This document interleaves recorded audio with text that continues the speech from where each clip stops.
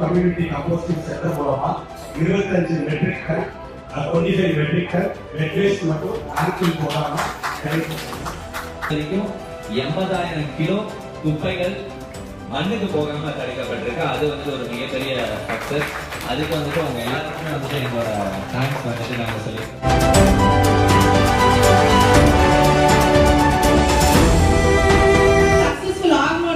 It's only because of the cooperation of our Kovalam Panchayat employees. So,